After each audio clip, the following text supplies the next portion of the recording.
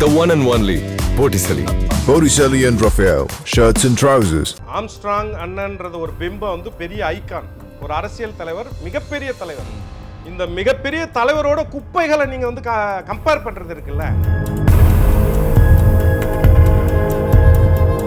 தலைநகரத்தில் ஒரு தலித் இவ்வளோ பெரிய ஆளுமையா இருக்கிறதா அப்படின்றத வந்து ஆளும் அரசு அல்லது எதிர்கட்சி இவங்கெல்லாம் வந்து கருதி இருக்கலாம். இப்போ இந்த எல்லாமே கூட்டு சேர்ந்து பேசும்போது கூட ஜெய்பீம்னா அப்படின்றது தான் தொடங்கணும். இது வந்து பாபா சாஹேப் டாக்டர் அம்பேத்கரை வந்து பெரிய அளவில் இளைஞர்கள் மத்தியில் கடத்தக்கூடிய ஒரு கருவியாக வந்து அண்ணா ஆம்ஸ்ட்ராங் அண்ணா இருக்காங்க. இன்னைக்கு மாற்று சமூகத்தில் இருக்கக்கூடிய யாராவது ஒருத்தர் ஐயோ அந்த ஆளு செத்துட்டானே அப்படின்ற மாதிரி ஏதாவது சொன்னாங்களா? அப்படின்னா ஒரு 8 மணி நேரம் ஊர்வலம் நடக்குமா? துப்பாக்கி கூட அவரோட பொதுவா பாதுகாப்பு கருதி அந்த மாதிரி எதுவும் வச்சிருக்காங்க. தொண்டர்களுடைய விருப்பம், சுத்தி இருந்தவங்களுடைய விருப்பம், இந்த மாதிரி வச்சிங்க அப்படின்னா.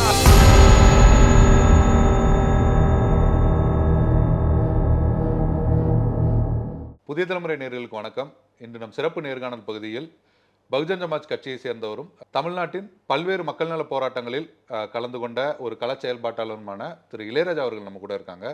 அவர்கிட்ட பேசுறதுக்கு பல விஷயங்கள் இருக்கு. வாங்க நிகழ்ச்சிக்கு போகலாம். வணக்கம். வணக்கம். முதல்ல வந்து ஒரு தமிழ்நாட்டில் ஒரு அரசியல் ஒரு கட்சி தலைவர் அப்படின்ற படுகொலை அப்படின்றது ஒட்டுமொத்தமாக தமிழ்நாட்டுக்கே ஒரு பெரிய ஷாக்கான ஒரு விஷயமா தான் இருந்தது. ஒரு முக்கியமான ஒரு தலைவர், ஒரு தேசிய கட்சியோட மாநில தலைவர் அப்படின்னு. பகுஜன் சமாஜ் நிர்வாகிகளா உங்களுக்கு எப்படி இருந்தது? இது ஒரு பெரிய இழப்பு. இந்த இழப்பை வந்து வார்த்தைகளால் விவரிக்க முடியாத ஒரு இழப்பு. எங்களுடைய பாதுகாவலர், குறிப்பாக பகுஜன் சமாஜ் கட்சியின் உறுப்பினர்களுக்கு பாதுகாவலராக இருக்கக்கூடியவராக அவரை சுருக்கி பார்க்க முடியாது. பெரும்பான்மை மக்களுக்கு உதவக்கூடிய ஒருத்தராக இருந்தவர். கட்சிகளை கடந்து யார் போய் உதவின்னு போய் நின்னாலும் கட்சி பாராமல் வந்து உதவி செய்யக்கூடிய ஒரு நபர். குறிப்பாக விளிம்பு நிலையில் இருக்கக்கூடிய மக்கள் போய் நின்னா அதுக்கு வந்து இறங்கி நின்று வேலை செய்யக்கூடிய ஒரு நபர். இப்படி பல தரப்பட்ட மக்களுக்காக நின்ன ஒரு நபர் எங்கள் தலைவர் ஆம்ஸ்ட்ராங் அண்ணன். அப்படிப்பட்டவர் வந்து எங்கள் கட்சிக்குள்ளே எப்படி இருந்திருப்பாருன்றது உங்களுக்கு இயல்பாக தெரியணும். ஏன்னா நாங்களாம் வந்து அவரை ஒரு ஒரு ஒரு ஆசிரியராக, ஒரு ஆசானா, ஒரு ஹீரோவாக பார்த்து நாங்கள் வந்து கட்சிக்குள்ளே ஒவ்வொரு நடவடிக்கையும் நாங்கள் வந்து மாற்றிப்போம். உதாரணத்துக்கு நம்ம ஒரு அயனிங் பண்ணாமல் ஒரு ட்ரெஸ் கோடோட நம்ம போனோம் அப்படின்னு சொன்னால் ஒரு நீட்னஸ் இருக்கணும், ஒரு டிக்னிட்டியோட. நல்லா இப்போ ஷேவ் பண்ணலன்னா கூட ஏன் ஷேவ் பண்ணல அப்படின்ற மாதிரி கேட்பாரு, முடிவெட்டலன்னா கேட்பாரு. நமக்குள்ள ஒரு டிசிப்ளின் இருக்கணும். சொசைட்டிக்கு நீ ஒர்க் பண்ண போற அப்படின்னு சொன்னால் அந்த சொசைட்டி உன்னை மதிக்கணும் அப்படின்னு சொன்னால் நீ ஒரு நீட்னஸாக இருக்கக்கூடிய ஒரு தலைவராக வந்து பொதுமக்கள் வந்து உன்னை பார்க்கணும் அப்படின்னு விரும்பக்கூடிய ஒரு தலைவர். பொதுவாக தலைவர்கள் வந்து என்ன விரும்புவாங்கன்னா, தலைவருக்கு மேலே தொண்டர்கள் வரக்கூடாது அப்படின்றத விரும்ப மாட்டாங்க. ஆனால் என்னை போல உறுப்பினர்கள் இருக்கணும், கட்சிக்காரங்க இருக்கணும் அப்படின்ட்டு நினைக்கக்கூடிய ஒருத்தர். அவர் ஒரு பெரிய காரில் போகிறாருன்னா கட்சிக்காரனும் பெரிய காரில் வரணும். அவர் ஒயிட் அண்ட் ஒயிட்டில் வர்றாருன்னா கட்சிக்காரனும் ஒயிட் அண்ட் ஒயிட்டில் வரணும். ஒரு பெரிய விழா கோலமாக ஏதாவது செய்கிறாங்கன்னா அதுவும் நல்ல ஒரு விதமாக செய்யணும் அப்படின்ட்டு நினைக்கக்கூடிய ஒருத்தர். குடும்பமாக பாவிக்கக்கூடியவர். என்ன ஒரு கேள்வி கேட்பாரு, கட்சிக்காரங்க கிட்ட கான்டாக்டில் இருக்கணுமா கனெக்டில் இருக்கணுமா கேட்பாரு. நான் வந்து அப்படியே நின்று திருன்னு முழிக்கக்கூடிய ஒரு இது அப்படியே நின்று ஷாக்காக அப்படியே பார்ப்பேன். கான்டாக்டில் இருக்கக்கூடாது, கனெக்டில் இருக்கணும். அவனுடைய வாழ்வியலோட தொடர்பில் இருக்கணும். அவனுடைய கஷ்ட நஷ்டங்களை நீ தெரிஞ்சு வச்சுருக்கணும். அவன் வீட்டில் எத்தனை பேர் இருக்குது, அவனுடைய பொருளாதார இது எப்படி இருக்குது, இது எல்லாத்தையும் நீ தெரிஞ்சுக்கிட்டு அடிக்கடி கனெக்டில் இருந்தால் தான் உன்னால் ஒரு கட்சியில் ஒரு தலைவராக, ஒரு மாவட்ட தலைவராகவோ இருக்க முடியுன்றத வந்து இயல்பாக சொல்லக்கூடிய ஒரு நபர். ஒவ்வொரு அடியிலையும், ஒவ்வொரு அடி எடுத்து வைக்கிறதுலையும் அவருடைய அரசியல் நுணுக்கமான அட்வைஸ் இருக்கும். நுணுக்கமான அட்வைஸ் இருக்கும். அவர் சில சில நம்ம பொறுப்பாளர்களை வந்து கடுமையாக வந்து கண்டிப்பார். அது வந்து ரொம்ப செல்லமாக இருக்கும், ஆனால் கடுமையாக கண்டிக்கக்கூடியதாக இருக்கும். அந்த கண்டிச்சது பின்விளைவு வந்து அந்த ரிசல்ட்டு அந்த நபர் ரிசல்ட்டில் தான் தெரியும். அவர் சொல்லுற அண்ணன் அன்னைக்கு சொன்னார் நான் கேட்கல அண்ணன் சொன்னதை நான் வந்து செஞ்சிருந்தா இந்த மாதிரி ஆயிருக்காது அப்படின்னு பல பேர் வந்து சொல்லுவாங்க. அந்த மாதிரி வந்து எங்களை வந்து ஒழுக்கத்துக்குள்ள ஒரு ஒழுக்கத்துக்குள்ள இருக்கக்கூடிய ஒரு அரசியல் தலைவர்களாக வளரணும்னு விரும்பினாரு. அவருடைய இழப்பு வந்து எங்களுக்கு வந்து பேரிழப்பு. அந்த இழப்பை வந்து யாரும் பூர்த்தி செய்ய முடியாது, யாரும் அந்த இடத்த நிரப்பவே முடியாது. எங்களுக்கு வந்து ஒரு 50-100 வருடங்களுக்கு பின்னாடி போன மாதிரியான ஒரு ஃபீல் வந்து மனநிலை உருவாயிடுச்சு. ஏன்னா ஏதாவது ஒரு பிரச்சனைனா அண்ணா அப்படின்ட்டு போயிட்டு நம்ம நின்னோம் அப்படின்னு சொன்னால் அந்த பிரச்சனையை தீர்க்கக்கூடிய ஒரு இடத்துல இருப்பார்.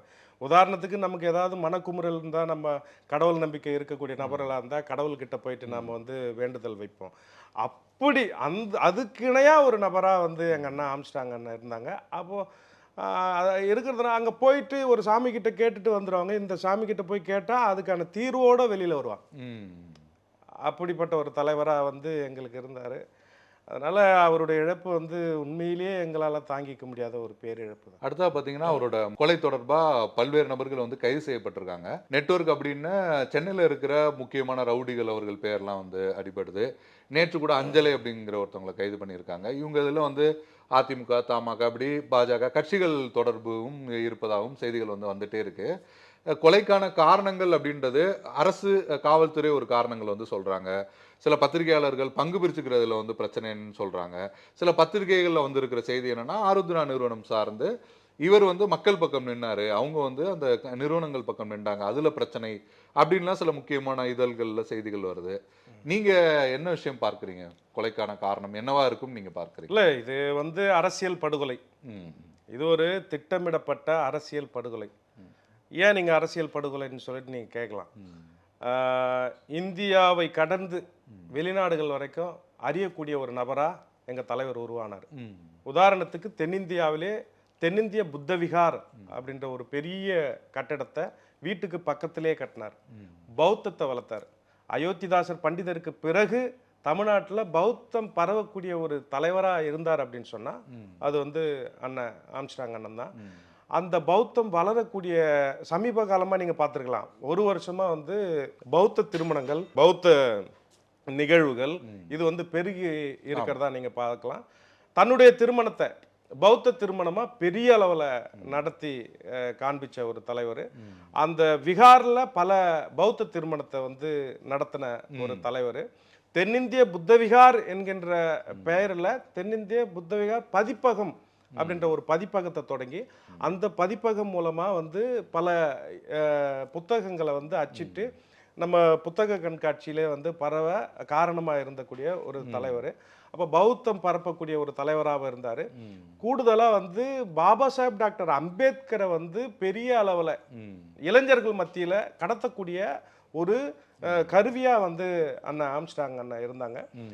குறிப்பாக இன்னைக்கு வந்து தாண்டோண்டித்தனமாக தெரியக்கூடிய இளைஞர்கள் யாராவது வந்தாங்க அப்படின்னு சொன்னால் உட்கார வச்சு 1 மணி நேரம் 2 மணி நேரம் அவங்களுக்கு வந்து பாபா சாஹேப் டாக்டர் அம்பேத்கரை பற்றி அரசியல் வகுப்பு எடுக்கக்கூடிய ஒரு சூழ்நிலையில் அண்ணன் வந்து இருந்தாங்க. இன்னும் வந்து சின்ன சின்ன புத்தகங்களா 50 ரூபாய்க்கு வந்து பாபா சாஹேப் அம்பேத்கர், சமுதாயத்துக்கு இயங்கின தலைவர்கள், இவங்களை புத்தகங்கள்லாம் அச்சிட்டு வந்து பரவலாக மக்கள் மத்தியில் போய் சேரக்கூடிய ஒரு தலைவராக வந்து திகழ்ந்தார். இன்னொன்னா கூட்டணி வேண்டாம் அப்படின்னு ஸ்ட்ராங்காக வந்து வலியுறுத்திக்கிட்டே இருந்தார்.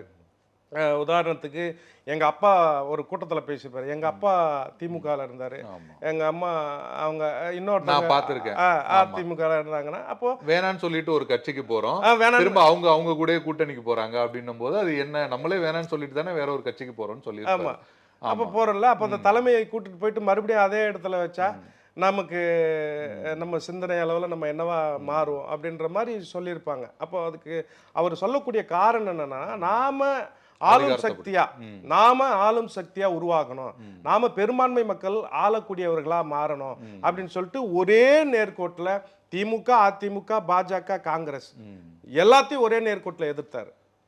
யாரையும் ஆதரிக்கல, எல்லாரையும் எதிர்த்தாரு. நாம அதுக்கு தயாராகணும்.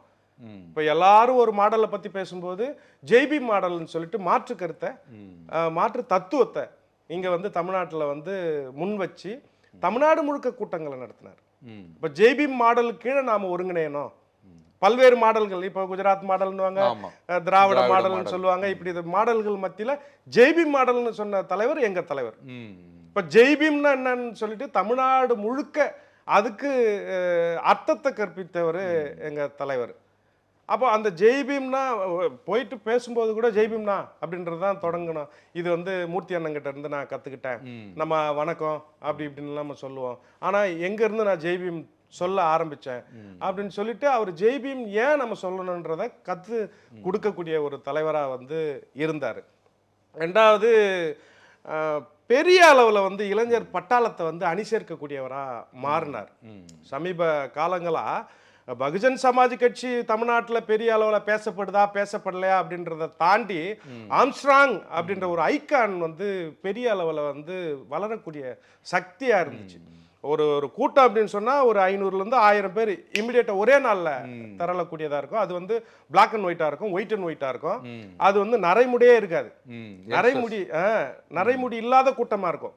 இது வந்து ஆளுகின்ற அரசுக்கு அச்சுறுத்தலை ஏற்படுத்தி இருக்கலாம். இன்னொன்று வந்து தலைநகரத்தில் ஒரு தலித்து வந்து இவ்வளோ பெரிய ஆளுமையாக இருக்கிறதா, தலைநகரத்தில் ஒரு தலித்து இவ்வளோ பெரிய ஆளுமையாக இருக்கிறதா அப்படின்றத வந்து ஆளும் அரசு அல்லது எதிர்கட்சி இவங்கெல்லாம் வந்து கருதி இருக்கலாம். இப்போ இந்த எல்லாமே கூட்டு சேர்ந்து எல்லாமே காரணங்கள். இந்த இன்னொரு முக்கியமான காரணம் என்னன்னா, சென்னையில் இல்லாதப்பட்ட மக்கள், ஏழை மக்கள், பாதிக்கப்பட்ட மக்கள், எங்களுக்குன்னு ஒரு இடம் இருக்கு, எங்களுக்குன்னு ஒரு தலைவர் இருக்காரு அப்படின்னு போய் நிற்கும் பொழுது அந்த பிரச்சனையை தீர்க்கக்கூடிய இடத்துல இருக்கிறவர். அப்போ யாராவது ரவுடிகளோ யாராவது மற்ற பிரச்சனை பண்ணக்கூடிய நபர்கள் ஏதாவது பேசினா இவர்கிட்ட போய் சொன்னால் நமக்கு வந்து பிரச்சனை தீர்ப்பாரு, இவர் ஒரு வழக்கறிஞராக இருக்காரு, கூடுதலாக ஒரு அரசியல் கட்சியினுடைய தலைவராக இருக்கிறாருன்னு சொல்லிட்டு ஏழையின் பக்கம் நின்னார், நீதியின் பக்கம் நின்னார். அதனால வந்து அதை வந்து தவறான சித்தரிப்புக்கு உள்ளாக்குறது வந்து ஏற்றுக்கொள்ள முடியாது. ஏழைகளுக்கு பாதுகாவலனாக இருந்தார் எங்கள் அண்ணன் ஆம்ஸ்ட்ராங் அண்ணன். அதனால இவருடைய பர்சனாலிட்டி வந்து மிகைப்படுத்தப்பட்டதாயிடுச்சு. ஒரு நேஷனல் கட்சியினுடைய லீடர், ஒரு பௌத்தத்தை பேசுறதுனால வெளிநாடுல உறவு ஏற்படுது, இளைஞர் அணி திரட்டக்கூடிய தலைவர், பட்டியல் சமூகத்தை கடந்து வன்னிய சமூகங்கள், குறிப்பாக தென் மாவட்டத்தில் இருக்கக்கூடிய ஜாதிகள், இவங்க எல்லாருமே நேசிக்கக்கூடிய ஒரு தலைவராக மாறுறார். இவர் வந்து 2 ஜாதிகளும் மோதிக்கணும், இரு சமூகங்களுக்கிடையே பிளவு ஏற்படணும் அப்படின்னு என்றைக்குமே கருதுனதில்லை. நாம ஒன்று சேரணும், நாம பர்சனாலிட்டியாக இருக்கணும், நாம பாபா சாஹேப் அம்பேத்கர் படிக்கணும், அதுல இருந்து இந்த ஆட்சி அதிகாரத்தில் உட்காரக்கூடிய நபர்களாக நாம ஆளும் வர்க்கமாக மாறணும் அப்படின்ற கருத்தியல்ல எங்கேயுமே காம்ப்ரமைஸ் பண்ணிக்கல, எப்பவுமே காம்ப்ரமைஸ் பண்ணிக்கல. அந்த காம்ப்ரமைஸ் வந்து எதிரிகளுக்கு அச்சுறுத்தக்கூடியதாக இருந்திருக்கலாம். அதனால வந்து கூட்டு சதியில் வந்து கொல்லப்பட்டிருக்கலான்றது எங்களுடைய எண்ணம். அதாவது ஆளும் அரசுகளை குற்றம் சாட்டுறீங்களா இல்லை பொதுவாக யாரை சொல்றீங்க? இந்த கேள்விக்கு என்னுடைய நேரடியாக பதில் என்னன்னா, பெகன்ஜி மாயாவதி அஞ்சலி செலுத்த வராங்க. அஞ்சலி செலுத்த வரும்பொழுது அவர் பேசின ஹிந்தியில் பேசின அந்த செய்தியை பெருவாரியாக வந்து தமிழக ஊடகங்கள் வந்து சரியாக மொழிபெயர்ப்பு வந்து முழுமையாக செய்யலை, முழுமையாக அதை வந்து காண்பிக்கலை. அப்போ அவங்க சொன்னது என்னன்னா, ஆம்ஸ்ட்ராங் அவர்களுடைய படுகொலைக்கு திமுக அரசு காரணம் இல்லை என்று சொன்னால், திமுக அரசுக்கும் இதுக்கும் எந்த தொடர்பும் இல்லை அப்படின்னு சொன்னா சிபிஐக்கு மாத்துங்க அப்படின்றது ஸ்ட்ராங்கா சொன்னாங்க. நாம என்ன சொல்றோம்னா, ஆளுகின்ற அரசு, இந்த ஆளுகின்ற அரசனுடைய தான் காவல்துறை, காவல்துறை மெத்தனத்தனத்தால் நடந்த படுகொலை. ஏன் அப்படி சொல்றா அப்படின்னு சொன்னா, அவர் தாக்கப்பட்ட கொல்லப்பட்ட இடத்துல இருந்து 200 மீட்டர்ல ஒரு காவல் நிலையம் இருக்கு. அந்த காவல் நிலையம் அன்னைக்கு வந்து பேட்ரல் எதுவும் போகலைன்னு சொல்றாங்க. அவங்கள நீங்க சஸ்பெண்ட் பண்ணீங்க, அவங்கள மேல நடவடிக்கை எடுத்தீங்க. பிறகு உளவுத்துறை எச்சரிக்கை கொடுத்தது, அந்த காவல் நிலையத்தில் இருக்கக்கூடிய காவலர்கள் ஏற்றுக்கொள்ளலைன்றீங்க. அப்ப யாரு ஏற்றுக்கொள்ள வேணான்னு சொன்னது? படுகொலை நடந்த மறுநாள் வந்து கமிஷனரை நீங்க மாத்துறீங்க. ஏன் கமிஷனரை மாத்துறீங்க? அந்த கமிஷனர் வந்து பெரிய தனியார் நிறுவனத்திடமிருந்து 50 கோடி ரூபாய் பணம் பெற்றிருக்காருன்னு சொல்றீங்க. எந்த நிறுவனம் அது? எதுக்காக அந்த பணத்தை வாங்கினாரு? அப்ப அந்த காவல்துறையை கட்டுப்படுத்தினது கமிஷனரா? அப்ப கமிஷனர் கட்டுப்படுத்தினார் அப்படின்னு சொன்னா, அந்த கமிஷனர் யாருக்கு கீழே இயங்குறாரு? யாரு பொறுப்புல இருக்காரு? ஆளுகின்ற அரசு. இப்போ அந்த ஆளுகின்ற அரசுக்கு வந்து கமிஷனர் செஞ்சது தெரியாது அப்படின்னு சொன்னா நீங்க வழி விட்டுற வேண்டியதானே சிபிஐக்கு. சிபிஐக்கு வழி விட்டீங்கன்னா அது திமுகவோ அதிமுகவோ காங்கிரஸோ பாஜகவோ யாரா இருந்தாலும் குற்றவாளிகள் தான். நாம இந்த கட்சியை சார்ந்தவங்க தான் குற்றம் செஞ்சாங்க, படுகொலை செஞ்சாங்க, இன்னை வரைக்கும் நாங்க சொல்லல. உண்மை குற்றவாளியை நீங்க கண்டுபிடிங்க. இல்ல இப்ப வரைக்கும் கைது பண்ணிருக்காங்கல்ல, கிட்டத்தட்ட அப்பதே ஒரு 11 பேர் ஒருத்தர் என்கவுண்டர் பண்ணிட்டாங்க திருவேங்கடம். அதற்கு பிறகுமே கூட இப்ப அஞ்சலி உங்களை எல்லாம் கைது பண்ணி தொடர்ச்சியா கைதுகள் நடந்துட்டு இருக்குல்ல, ஹரிகரன் இந்த மாதிரி தொடர்ச்சியா கைதுகள் நடந்துட்டு இருக்கு. இவர்கள் யாருமே கூட உண்மை குற்றவாளி இல்லை அப்படின்ற மாதிரி நீங்க நினைக்கிறீங்க? நான் சொன்னது வந்து இது ஒரு பெரிய ஐகான். ஆம்ஸ்ட்ராங் அண்ணன்றது ஒரு பிம்பம் வந்து பெரிய ஐகான், ஒரு அரசியல் தலைவர், மிகப்பெரிய தலைவர். இந்த மிகப்பெரிய தலைவரோட குப்பைகளை நீங்க வந்து கம்பேர் பண்றது இருக்குல்ல, அதுதான் எங்களுக்கு எரிச்சல் விட்டது. நான் என்ன கேட்குறேன்னா, ஒரு கொலை நடக்குது அப்படின்னு சொன்னா மாவட்டம் விட்டு மாவட்டம் தான் போயிட்டு சரண்டர் ஆவான். சின்ன சின்ன கொலைகள்ல கூட குறிப்பா நீதிமன்றங்கள்ல போயிட்டு சரண்டர் ஆவான். ஆனா 1 மணி நேரத்துல 2 மணி நேரத்துல ஒரு போலீஸ் ஸ்டேஷன்ல போயிட்டு ஒரே கூட்டம் போயிட்டு சரண்டர் ஆகுது அப்படின்னா அதுக்கு பின்னணி என்ன? சரி, இந்த சின்ன சின்ன அல்ல கை யாரோ சொல்றீங்கல்ல, இந்த கைங்களுக்கு பணங்கள் பரிமாறி இருக்கிறாங்க, பரிமாற்றம் நடந்திருக்குன்னு சொல்றீங்களே, எந்த நபரிடம் இருந்து பரிமாற்றம் நடந்திருக்கு? 50 கோடி ரூபாய் வச்சிருக்கிற அளவுக்கு பெரிய ஆளா இந்த அல்ல கைங்களா? இல்ல மலர்கொடின்னு ஒரு அதிமுக நிர்வாகி ஒருத்தவங்க வந்து சொல்லி அவங்க கொடுத்ததா ஒரு இது வந்து சொல்லியிருக்காங்க. அவங்க கிட்ட இருந்து பண பரிமாற்றம் நடந்திருக்கு அப்படின்னு. அவர் ஹரிகரன் ஒருத்தட்ட வாங்கியிருக்காரு இந்த மாதிரி சொல்றாங்க. இந்த மாதிரியான செய்திகள் தான் வந்துட்டு இருக்கு. இது வந்து சின்ன சின்ன நபர்களுடைய தொடர்பு மட்டும் அல்ல, இது பெரிய என்ன சொல்றது, மக்களுக்கு ஆதரவாக நின்னாருன்னு சொல்லிட்டு, மக்களை பாதுகாக்கிறாருன்னு சொல்லிட்டு எதிராக நிற்கக்கூடிய ரவுடிகளுடைய தலையீடுகளாக இருக்கலாம், பெரிய நிறுவனங்களுடைய தலையீடாக இருக்கலாம், ஆளுங்கட்சியினுடைய தலையீடாக இருக்கலாம். இப்படி பல வலைப்பின்னல்கள் வந்து இருக்கு. இந்த படுகொலையில வந்து பல வலைப்பின்னல்கள் இருக்கு. அந்த வலைப்பின்னல்கள் யார் மூலமா எய்யப்பட்டது? அந்த மெயின் கருவி யாரு? இவங்க எல்லாம் தூண்டப்பட்டவங்க. அப்ப குற்றத்தை செய்ய காரணமாக இருந்தவர் யார்? அந்த நபர் யாரு? அது சொல்றதுக்கு உங்களுக்கு என்ன தயக்கம் இருக்கு? நீங்க வந்து சும்மா ஒரு என்கவுண்டர் பண்றீங்கன்னா எங்களை திருப்திப்படுத்துறதுக்கு நீங்க ஒரு என்கவுண்டர் பண்றீங்களா? அது எப்படி ஏத்துக்க முடியும்? நாம என்ன கேட்குறோன்னா, உண்மை குற்றவாளி அந்த சிசிடிவியில் இருக்கிறவன் வந்து சின்ன சின்ன பசங்களா ஓடுறான், நீ வயசானவனையும் எவனவனையோ கூட்டின்னு வந்து நீங்கள் சரண்டர் ஆனவனை கைது பண்ணன்னு சொல்கிற. அதுவே முதல்ல வந்து முரணாக இருக்குது. இங்கே காவல் நிலையத்தில் சொல்கிறாங்க உளவுத்துறையை வந்து இவர் வந்து கட்டுப்படுத்தினாருன்னு சொல்கிறாங்க. உளவுத்துறையை கட்டுப்படுத்தினார்னா அப்போ கமிஷனர் ஏன் கட்டுப்படுத்தினாங்க? என்ன தவிர யாரும் சந்திக்கக்கூடாது சரண்டர் ஆனவங்களன்னு இவர் சொன்னார்ன்றத ஒரு தகவல் வந்து இப்போ உலா வருது. எதுக்கு சொன்னீங்க? இப்போ இது எல்லாமே ஒரு பெரிய நபர் பின்னணியில் இருக்கிறாங்கன்றதான் எங்களுடைய ஐயப்பாடு. அது யார் வேணாலும் இருக்கட்டும். எங்க தலைவரே போயிட்டாரு. தலைவர் படுகொலைக்கு நீதி வேணும், உண்மை குற்றவாளி கண்டுபிடிக்கப்படணும். நாங்க திமுக அதிமுக பர்டிகுலரா சார்ஜ் பண்ணல. இது எல்லாரும் இருந்தால் யாரா இருந்தாலும் உண்மை குற்றவாளி கண்டுபிடிக்கப்படணும். நாங்க அதனால தான் வந்து ஆளும் தரப்பு எதிர்த்தரப்பு இவங்களுடைய லாபி இருக்கலாம், ஆளுங்கட்சிக்கு இது ஒரு தொடர்பாக கூட இருக்கலாம், அதனால உண்மை குற்றவாளி மறைக்கப்படலாம். எனவே நீங்க வந்து சிபிஐக்கு மாற்றி அதை விசாரணைக்கு உட்படுத்துங்கன்னு சொல்லிட்டு ஒட்டுமொத்தமாக நம்ம சொல்றோம். இந்தியாவே பல மாநிலங்களில் போராட்டங்கள் பஞ்சாப்ல நடந்திருக்கு, பீகாரில் நடந்திருக்கு, கேரளாவில் நடந்திருக்கு, தெலுங்கானாவில் நடந்திருக்கு. சிபிஐ விசாரணை ஏன் ஜேஎன்யூவில் நடக்குது மாணவர்கள் போராட்டம். அப்போ சிபிஐ விசாரணை இது வெறுமனே சாதாரணமாக ஒருத்தர் படுகொலை செய்யப்படல. ஒரு நேஷனல் பார்ட்டியினுடைய தலைவர் வெட்டி படுகொலை, அதுவும் சிட்டிங் சிஎம்னுடைய தொகுதியிலேயே இது நடக்குது. பட்டப்பகல்ல 6:45 நடக்குது. இப்போ இது பின்னணி பார்க்க போனால் திட்டமிடப்பட்ட ஒரு படுகொலை தானே. அப்போ அந்த படுகொலைக்கு வந்து இந்த மாதிரி சின்ன சின்ன நபர்கள் வந்து திட்டமிட்டு அப்படிலாம் படுகொலை பண்ணியிருப்பாங்கன்றது எங்கள் தலைவர் அப்படிலாம் நெருங்கவே முடியாது. இது ஒரு பெரிய லாபி நடந்திருக்கு, ஒரு பெரிய அரசியல் தலையீடு இருக்கு, அவங்க மூலயமா தான் இந்த படுகொலை நடத்தப்பட்டிருக்குன்றது தான் எங்களுடைய அன்னையிலிருந்து ஸ்டேட்மெண்ட். அதுதான் அந்த உண்மை குற்றவாளி கண்டுபிடிக்கணுன்றதா எங்களுடைய இல்ல வேண்டுகோள். சிபிஐ விசாரணை தொடர்பா நீங்க சொன்னீங்க. நீங்களுமே ரஞ்சித் அவர்களோட அந்த பேரணி தொடர்பா வந்திருக்கீங்க. இப்ப என்னன்னா ரஞ்சித் அவர் பேசும்போது நான் பார்த்தேங்க, பத்திரிகையாளர் சந்திப்புல சொன்னாரு, காவல்துறை விசாரணை பண்ணிட்டு இருக்காங்க, பார்ப்போம் அப்படின்ற மாதிரி சொல்லியிருந்தாரு. ஆனா பிஎஸ்பி வேலூர்ல கூட போராட்டம் நடத்தியிருந்தீங்கன்னு நினைக்கிறேன், சிபிஐ விசாரணை வேணும் அப்படின்னு. அதுலயே கொஞ்சம் முரண்பாடு இருக்கா, இல்ல பிஎஸ்பி அதுல வேற ஒரு ஸ்டாண்ட்ல இருக்கீங்களா? பிஎஸ்பியை பொறுத்த வரைக்கும் ஸ்ட்ராங். எங்க தலைமை சொன்னது சிபிஐ விசாரணை. எங்க அண்ணியார், எங்க அண்ணனுடைய மனைவி பொற்கொடி ஆம்ஸ்டாங் சொன்னது சிபிஐ விசாரணை. எங்க அண்ணனுடைய குடும்பம், எங்களுடைய கட்சி எல்லாம் பின்னி பிணைஞ்சு தான் இருக்கு. எல்லாருமே சிபிஐ விசாரணை தான் நம்ம கேட்குறோம். இதுல இருந்து நாங்க ஒரு பொழுதும் பின் வாங்கலை. ஏன்னா வந்து படுகொலை முன்னுக்கு பிறனா வந்து செய்திகள் வருது, ஊடகங்களே சித்தரிச்சு இப்படி இருக்குமோ அப்படி இருக்குமோ அப்படின்ற மாதிரி உடனே ஊடகங்களே யூகங்கள் அடிப்படையில் வந்து செய்தியை வந்து வெளியிடுது. அதனால வந்து நாம வந்து சிபிஐ விசாரணை கோர்றன்றது இன்னை வரைக்கும் ஸ்ட்ராங்கா இருக்கிறோம். மாற்று கட்சியில் இருக்கக்கூடிய நபர்கள் ஏதாவது பேசுறாங்கன்னா அதுக்கு எங்க கட்சி வந்து பொறுப்பாக முடியாது.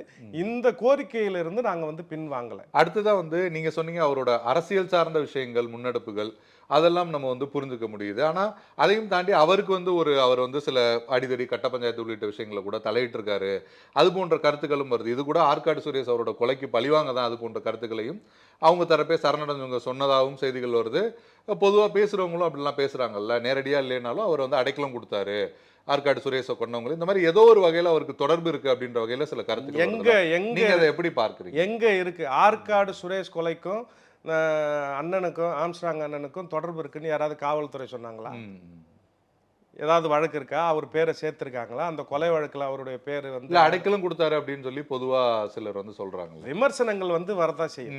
விமர்சனங்கள் வெளியே இருக்கக்கூடிய நபர்கள் வந்து யூகத்தின் அடிப்படையில பல விஷயங்களை வந்து சொல்லிட்டு சரணடைஞ்சவங்களும் அந்த இதை சொல்லியிருந்தாங்க. சரணடைஞ்சா கைது பண்ண அவங்களுமே அதை சொல்லி, அதுதான் நம்ம சொல்றோம். அதாவது சம்பந்தமே இல்லாத ஒரு குரூப்பு நாங்க தான் கொலை பண்ணன்னு சொல்லிட்டு 1 மணி நேரத்துல போயிட்டு சரண்டர் ஆகுது அப்படின்னு சொல்லும் பொழுது இந்த கொலைக்கும் எங்களுக்கும் வந்து இந்த திசை திருப்பலை வந்து செய்யறதுக்காகவே இவங்க வந்து சரண்டர் ஆகிருக்கிறாங்கன்றதுக்காக தான் வந்து அவங்க போய் சரண்டர் ஆகுறாங்க, அந்த பின்னணியில் இருக்கக்கூடிய உறவினர்கள். ஆனா இந்த கொலைக்கு அவருக்கு சம்பந்தம்னு சொல்லிட்டு முன்னாடி எந்த விசாரணையிலையும் அப்படி வந்து காவல்துறையை வந்து சொல்லலை. உண்மையை சொல்லணும்னா அப்படி வந்து சொல்லலை. இவர் வந்து அப்படி இறங்கி போய் வேலை செஞ்சு அவருக்கு இவருக்குமான தொடர்பு பேச்சுவார்த்தை அப்படிலாம் இருந்ததான்லாம் அதெல்லாம் கிடையாது. ஆனால் இப்போ இவர் சொல்கிறாங்கல்ல, அந்த ஆற்காடு சுரேஷ் அப்படின்னு சொல்கிறாங்களே, இப்போ ஆருத்ரா அப்படின்னு சொல்கிறாங்களே, ஆருத்ராவில் பாதிக்கப்பட்ட எண்ணற்ற நபர்கள் வந்து தலைவர்கிட்ட வந்து ஏமாந்துட்டோம் அப்படின்னு வந்து நின்னவங்களுக்கு ஏழையின் பக்கம் நின்னாரு. அவங்க பணத்தை கொடுன்னு சொன்னாரு, அவங்களுக்கு உரியதை வழங்குன்னு சொன்னாரு. அது எப்படி கட்ட பஞ்சாயத்தா இருக்க முடியும்? அது எப்படி ரவுடிசமா இருக்க முடியும்? நீதியின் பக்கம் நிற்கக்கூடியவனை எப்படி ரவுடிசம் பண்றான்னு எப்படி சொல்ல முடியும்? ஒரு தலித் தலைவர், தலித் முகமா அறியப்பட்டவர், எக்ஸ்ட்ரானரி, அவர் ஒரு பர்சனாலிட்டி கொண்ட ஒரு நபர். இந்த பர்சனாலிட்டி வந்து இறந்த பிறகு நீ வந்து சித்தரிக்க முயற்சி பண்றல. ஒரு பெரிய பர்சனாலிட்டி இறந்த பிறகு இப்படிலாம் பேசுவாரா, இப்படிலாம் பண்ணியிருக்காரா? நான் ஒரு கார் சரி பண்ணுறதுக்காக போய் ஒரு மெக்கானிக் ஷெட்டில் விடுறேன், என்னப்பா அவங்க தலைவர் 500 வக்கீலை படிக்க வச்சிருக்கிறாரம்ம அப்படின்னு கேட்குறாரு இறந்த பிறகு. அப்போ அந்த சோசியல் மீடியாவினுடைய தாக்கம் வந்து மக்கள் மத்தியில் வந்து அப்படியே கசியுது. அதை பார்த்துட்டு வந்து அவர் இவ்வளோ பெரிய நல்ல மனுஷனை கொண்டுட்டாங்களப்பா அப்படின்னு அவர் ஒரு பெரிய தலைவராக வந்து உருவெடுக்கிற நேரத்தில் சின்ன சின்ன மெயின் ஸ்ட்ரீம் மீடியாக்கள் வந்து ஆளுங்கட்சியோட அல்லது காவல்துறையை பேச்சு கேட்டுக்கிட்டு இந்த மாதிரியான சித்தரிப்பு வேலைகளில் வந்து ஈடுபடுறாங்க. அப்போ அந்த அந்த அந்த அந்த ஐக்கானை வந்து சிதைக்கிறதுக்கான வேலையை வந்து செய்யக்கூடிய நபர்களாக இவங்க மாறுறாங்க. அவர் பேசின பேச்சுக்கும் அவர் நடந்துக்கின விதத்துக்கும் அவர் பண்ண அரசியலுக்கும் இன்னைக்கு மாற்று சமூகத்தில் இருக்கக்கூடிய யாராவது ஒருத்தர் ஐயோ அந்த ஆளு செத்துட்டானே அப்படின்ற மாதிரி ஏதாவது சொன்னாங்களா? அப்படின்னா ஒரு 8 மணி நேரம் ஊர்வலம் நடக்குமா? 1 மணிக்கு வந்து அடக்கம் பண்ணுவாங்களே அந்த தலைவரையாவது? அவ்வளோ நேரம் மழையில காத்து கிடந்த குழந்தைகளும் இளைஞர்களும் வழிநெடுக்க காத்து கிடந்த ஒரு ஊர்வலம் நம்ம பார்த்துருக்கிறோமா? ஒரு மக்கள் விரோத சக்தியா இருந்த அவர் அப்படி இருந்திருந்தா இந்த மக்கள் கொண்டாடி இருப்பாங்களா? கொண்டாடினது வெறும் தலித் மக்களா? திரு அன்புமணி ராமதாஸ் அவர்கள் கூட சொல்றாரு, வன்னியர்கள் தலித்துகள் வந்து நம்ம ஒன்னா இணைஞ்சு ஆட்சி அதிகாரத்தை நோக்கி நகரணும், குறிப்பா வட மாவட்டங்களில் நிறைஞ்சு வசிக்கிறோம், நாம வந்து அரசியல் ரீதியாக நம்ம வந்து ஒருங்கிணையணும் அப்படின்னு பேசினாரு. ஒரே மேடையில் உட்கார்ந்து 2 பேரும் பேசினாங்க. அப்பவும் அவர் வலியுறுத்தினாரு, எங்கள் தலைவரை வலியுறுத்தினாரு, அவரும் அதை வந்து வழிமொழிஞ்சார். இப்படி வந்து எல்லா சமூகத்துக்குமான நேசிக்கக்கூடிய ஒரு தலைவரா அவர் உருவெடுத்தார். அப்படிப்பட்ட ஒரு ஐக்கானை வந்து சிதைக்கக்கூடிய வேலையை தான் இந்த சின்ன சின்ன மீடியாக்கள் வந்து செஞ்சுக்கிட்டு. பொதுவா அப்படி ஒரு கருத்து கொண்டு போகப்படுதுல, அது கத்தி எடுத்தவங்களையுமே வந்து சீர்திருத்தணுன்றது தான் சரி. ஆனா கத்தி எடுத்தவங்களுக்கு கத்தியால தான் சாவு, வன்முறை பாதையில போனவங்களுக்கு வன்முறை தான், அது போன்ற கருத்துக்களும் தொடர்ச்சியா முன்வைக்கப்பட்டு வருதுல்ல. அதனாலதான் அந்த கேள்வி. ஒரு கத்தி எடுக்கிறவன், ரவுடிசம் பண்றவன், பெரிய அளவுல வந்து ஒரு டானா இருந்துக்கிட்டு அரசியல் ரவுடிசம் பண்றாங்க அப்படின்னு சொன்னா அவங்க எப்படி இருப்பாங்க உங்க பார்வையில? ஒரு 10-20 பேர் கூட இருப்பாங்க, படை பாதுகாப்போட இருப்பாங்க. அப்படிதான் அவர் வந்து வசிப்பாரு, அப்படிதான் அவர் வாழ்வார். ஆனா எங்க தலைவர் அந்த பெரம்பூர் பகுதியில நள்ளிரவு வரைக்கும் நின்று 2 பேர் இருந்தாலும் டிபேட் பண்ணின்னு பேசிட்டு இருக்கக்கூடிய ஒரு தலைவர். சாதாரணமா நடந்து போறவர் அந்த பகுதியில. 2வது, தென் மாவட்டங்கள்லயோ மற்ற இடங்கள்லயோ இவர் அரசியல் நிகழ்ச்சிக்கு போறாரு அப்படின்னு சொன்னா ஒரே ஒரு கார்ல போயிட்டு வரக்கூடியவர். ஃப்ளைட்ல போறாருன்னா கூட ஒருத்தர் போவாங்க. பெரிய அளவுல வந்து கூட்டம் சேர்த்துக்கிட்டு நடந்துக்கிட்டு போகல. அப்ப இவர் வந்து ஒரு ரவுடிச வேலைகள் வந்து ஈடுபட்டு இருந்தாலும் கூட அப்ப அவர் என்ன நினைச்சிருப்பாரு, நாம இதெல்லாம் செய்யறோம், அப்ப நம்ம பாதுகாப்பா நம்மளை வச்சுக்கணும் அப்படின்னு சொல்லிட்டு அவரு கூட ஒரு பாதுகாப்பு வளையத்தை ஏற்படுத்திக்குவார். அந்த சிந்தனையே அவருக்கு இல்லையே. நாம மக்களுக்கு வேலை செய்யறோம், மக்களுக்காக ஆதரவா நிற்கிறோம், நமக்கு என்ன பிரச்சனை வரப்போகுது, நாம அப்படிப்பட்ட நபரே இல்லையே அப்படின்ற ஒரு எண்ண ஓட்டத்துல ஒரு அரசியல் தலைவரா பயணிக்கிறார். ஏதாவது ஒரு மிக முக்கியமான ஒரு நிகழ்ச்சி அப்படின்னா 10 கார் 5 கார் பின்னாடி போகும். மற்ற நேரங்கள்லாம் தனிமையில பல மணி நேரங்கள் நீங்க வீடியோஸ் பார்க்கலாம். ஃபுட்பால் போய் விளையாட்டு, அந்த பிள்ளைங்களோட எகிரி குதித்து அந்த பீச்ல டான்ஸ், பன்முக துப்பாக்கி கூட அவரோட பொதுவா பாதுகாப்பு கருதி அந்த மாதிரி எதுவும் வச்சிருந்தாங்களா? தொண்டர்களுடைய விருப்பம், சுத்தி இருந்தவங்களுடைய விருப்பம், இந்த மாதிரி வச்சிங்க அப்படின்னோடனே அதை கூட பல நேரங்களிட நீங்க எடுத்துன்னு போங்க அந்த துப்பாக்கி அப்படின்னு சகஜமா கலாச்சாரத்தெல்லாம் உண்டு. அப்படி வந்து பொருட்படுத்துறதே இல்லை. அவர் வந்து நீங்க பாத்தீங்கன்னா ஒரு டிரைவர் இருப்பாரு, இவர் உட்காந்துட்டு இருப்பாரு. பல திருமணங்களுக்கு போவாரு, 2 பேர் தான் போவாங்க. பின்னாடி கார்லாம் படை சூழலாம் போகாது. திருமணம் முடிகிற நேரத்துலையோ ஆரம்பிக்கிற நேரத்துலையோ போயிட்டு சந்திச்சுட்டு அவர் வந்துட்டே இருப்பார். இப்படி வந்து தனிமையில் தான் அவர் வந்து பல நேரங்களில் பயணம் செஞ்சுருக்கிறார். அப்படி ஒன்றும் பாதுகாப்பு உணர்வோடு நாம் இருக்கணும் அப்படின்ற எண்ணம் தலைவருக்கு கொஞ்சம் கூட உருவாகலை. அதனால தான் இயல்பாக தன்னுடைய வாழ்வியலை வந்து நகர்த்திக்கிட்டு இருந்தாரே தவிர அப்படி ஒரு இன்டென்ஷன் இருந்தால் அவர் பெரிய பாதுகாப்பு வளையத்துக்குள்ள இருந்திருப்பாரு. அப்படிலாம் ஒன்றுமே கிடையாது. அவர் ஒரு அரசியல் தலைவர், அதில் உறுதியாக இருந்தார். காவல்துறை வந்து தொடர்ச்சியாக விசாரணை வந்து பண்ணிட்டு இருக்காங்க, பலர் மீது நடவடிக்கைகள் எடுத்துட்டு இருக்காங்க. பிஎஸ்பி சார்பாக நீங்களும் சிபிஐ விசாரணை வேணும் அப்படின்னு கோரிக்கை முன் வச்சிருக்கீங்க. தொடர்ந்து நம்ம பார்ப்போம் அடுத்து என்ன நடக்குது, என்னென்ன மாதிரியான நடவடிக்கைகள் எடுக்கிறாங்க அப்படின்றத பார்ப்போம். அரங்கத்துக்கு வந்து உங்களோட கருத்துக்களை பகிர்ந்து கொண்டமைக்கு நன்றி. நன்றி நன்றி. பார்ட்டி வேர்னாலும் ஐ ப்ரிஃபர் போட்டிசலி. எங்க இருந்தாலும் நம்ம ஸ்டாரா தெரியணும் இல்லையா? வெரைட்டியான கலர்ஸ், நியூ டிசைன்ஸ், அதுக்கு மேல star look. The one and only Botticelli. Botticelli and Raphael, shirts and trousers.